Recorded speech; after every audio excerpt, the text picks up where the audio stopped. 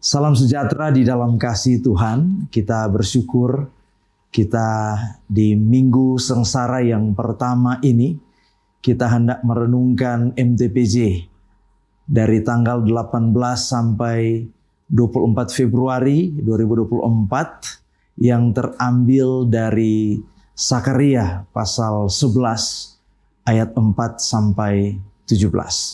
Firman Tuhan berkata begini. Dua macam gembala. Beginilah firman Tuhan Allahku kepadaku. Gembalakanlah domba-domba sembelihan itu.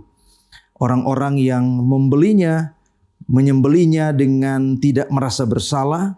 Dan orang-orang yang menjualnya berkata, terpujilah Tuhan. Aku telah menjadi kaya. Dan orang-orang yang menggembalakannya tidak mengasihaninya. Sebab aku tidak lagi akan mengasihani penduduk bumi. Demikianlah firman Tuhan. Melainkan sesungguhnya aku akan menyerahkan manusia masing-masing ke dalam tangan gembalanya dan ke dalam tangan rajanya. Mereka ini akan menghancurkan bumi dan aku tidak akan melepaskan seorang pun dari tangan mereka. Maka aku menggembalakan domba-domba sembelihan itu untuk pedagang-pedagang domba. Aku mengambil dua tongkat, yang satu kusebutkan kemurahan dan yang lain kusebutkan ikatan. Lalu aku menggembalakan domba-domba itu. Dalam 1 bulan aku melenyapkan ketiga gembala itu. Kemudian aku tidak dapat menahan hati lagi terhadap domba-domba itu, dan mereka pun merasa muak terhadap aku. Lalu aku berkata, aku tidak mau lagi menggembalakan kamu.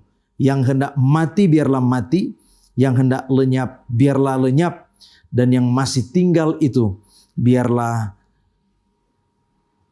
masing-masing memakan daging temannya.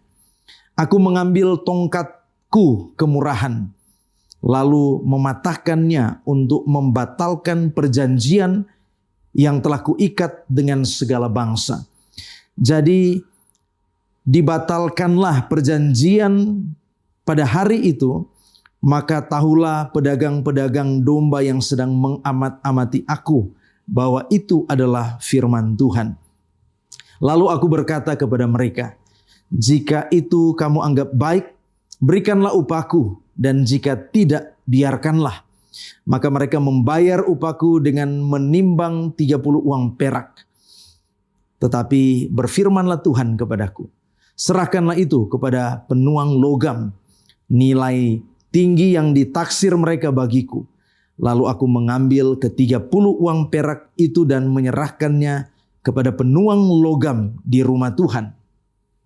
Kemudian aku mematahkan tongkat yang kedua, yaitu ikatan, untuk meniadakan persaudaraan antara Yehuda dan Israel.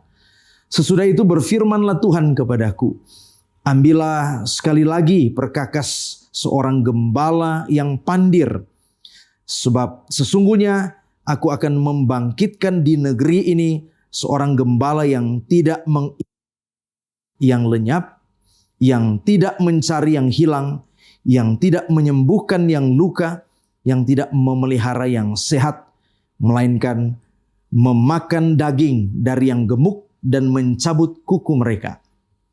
Celakalah gembalaku yang pandir, yang meninggalkan domba-domba. Biarlah pedang menimpa lengannya dan menimpa mata kanannya. Biarlah lengannya kering sekering-keringnya dan mata kanannya menjadi pudar sepudar-pudarnya. Demikian bacaan Alkitab kita. Saudaraku yang dikasih dan diberkati Tuhan, yang menjadi tema kita di minggu sengsara yang pertama ini adalah celakalah gembalaku yang meninggalkan domba-domba. Saudaraku yang dikasih dan diberkati oleh Tuhan, tema kita ini mengandung sebuah peringatan yang sangat keras. Karena bicara soal celakalah. Pertanyaannya siapa yang celaka? Ya, tentu dalam konteks ini bicara soal para gembala. Siapa gembala? Tentu saja ya kita semua sebagai hamba-hamba Tuhan. Tapi khususnya yang meninggalkan domba-domba, artinya yang tidak lagi peduli terhadap pelayanan dan orang-orang yang harus dilayani. Saudaraku yang kekasih, seorang gembala biasanya ditandai dengan adanya satu tanggung jawab yang harus dipikulnya dengan ketulusan hati, dengan rasa syukur, dengan kerelaan untuk melakukan pelayanan itu.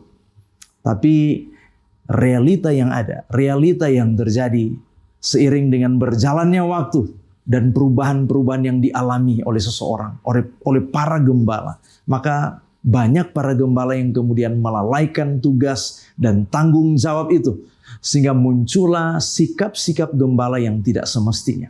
Dan tentu saja ini sangat berpengaruh terhadap pertumbuhan iman jemaat, bahkan perkembangan jemaat. Saudara yang kekasih, dalam kitab Perjanjian Lama, kata gembala disebut sebagai roe, yang artinya adalah orang yang menggembalakan ternak, dalam hal ini kambing domba, dan juga seseorang yang akan mengasuh serta memberikan bimbingan. Dan kata gembala pertama kali dipakai oleh Habil dalam Kejadian 4 ayat yang kedua. Saudara, Zakharia secara khusus dalam bacaan kita, dia berasal dari masa yang sama dengan Hagai, ya, karena karir kenabiannya memang dimulai pada tahun kedua di masa pemerintahan Darius, Raja Persia di sekitaran 520 sebelum Masehi. Dan ia berkarya di antara orang-orang yang telah pulang dari pembuangan di Babel. Dan dalam bacaan ini saudara, kita akan melihat ada dua tipe gembala. Yang pertama adalah gembala yang benar. Yang kedua, gembala yang pandir atau gembala yang bodoh. Yang menarik untuk kita lihat adalah bagaimana kedua tipe gembala ini memperlakukan domba sembelihan. Domba sembelihan ini adalah istilah yang menarik, saudara. Domba sembelihan adalah domba yang harus mati. Domba yang bukan dibawa ke padang rumput yang hijau, tetapi disembelih. Artinya domba yang tidak taat. Domba yang memberontak. Atau kita bisa katakan sebagai domba yang nakal. Itu adalah gambaran umat Tuhan yang tidak lagi setia kepada Tuhan. Nah, kita akan melihat ada dua situasi, saudara. Situasi yang pertama, domba sembelihan atau domba yang nakal di tangan gembala yang benar. Saudara, apa yang terjadi? Dipedulikan tapi tidak peduli. Ya, artinya bahwa kepedulian dari Allah dibalas dengan ketidakpedulian akan kehadiran Allah. Ini sama artinya penerimaan dibalas dengan penolakan. Penerimaan Allah terhadap keberdosan umat justru dibalas dengan penolakan akan Allah. Jadi kita melihat bukan salah gembalanya. Gembala yang benar sudah melakukan tugas-tugas penggembalaan. Tapi yang terjadi domba justru mengeraskan hati dan tentu saja pasti tidak akan menerima pemulihan dan keselamatan. Saudara, domba sembelihan adalah umat Tuhan yang gagal memakai kesempatan yang Tuhan berikan. Kalau kita bicara soal kesempatan, saudara, kesempatan itu unik. Kalau misalnya ada dua orang dengan karunia, talenta, sumber daya yang serupa, pada kesempatan yang sama dapat memandang dengan cara yang berbeda. Yang satu melihat kesempatan sebagai peluang yang luar biasa, sementara yang satunya lagi tidak melihat apa-apa. Jadi kesempatan adalah bagi mereka yang melihat. Saudara, ketika Tuhan menghampiri hidup kita yang berdosa, seharusnya itu merupakan kesempatan yang besar yang jangan kita lewatkan. Pemulihan, penyertaan, berkat keberhasilan, kekuatan atau juga daya tahan pasti ada di sana. Jadi sekali lagi, kesempatan adalah bagi mereka yang melihat. Kemudian saudara, situasi yang kedua adalah domba sembelihan atau yang saya bilang domba yang nakal tadi di tangan gembala yang pandir atau gembala yang bodoh atau kita bilang juga gembala yang nakal. Tentu situasi yang kedua ini parah saudara-saudara. Sebagai konsekuensi dari hukum sebab akibat itu. Nah, kita melihat memang Zakharia kemudian tidak tahan lagi untuk menggembalakan domba-domba tersebut. Hingga akhirnya domba-domba itu dibiarkan semau-maunya. Hal ini melambangkan Allah yang tidak tahan lagi terhadap umat. Mereka sebenarnya seperti domba sembelihan yang tidak dipedulikan siapa-siapa, tapi dipedulikan Allah, namun mereka tetap tidak menghargai itu. Saudara, Sakaria menggembalakan mereka dengan dua sikap yang dilambangkan oleh dua tongkat, yaitu tongkat kemurahan dan tongkat ikatan. Tapi pada akhirnya kemurahan dan ikatan, ya, atau ikatan Allah ini diangkat dari mereka, dan mereka akan diserahkan kepada gembala yang pandir, yang hanya mencari kepentingannya sendiri atas domba-dombanya. Saudara, makanya Alkitab bilang, celakalah gembalaku yang pandir yang meninggalkan domba-domba. Biarlah pedang menimpa lengannya dan menimpa mata kanannya, biarlah lengannya kering sekering-keringnya dan mata kanannya menjadi pudar sepudar-pudarnya. Ayat yang ke-17. Sehingga saudara, dari perenungan ini kita bisa belajar. Dari situasi ini, dari dua situasi ini kita belajar. Yang pertama, berperanlah sebagai gembala yang benar, saudara. Bukan peran palsu manusia yang cuma tampak baik di luar saja, ya, tapi sebetulnya hatinya itu tidak benar.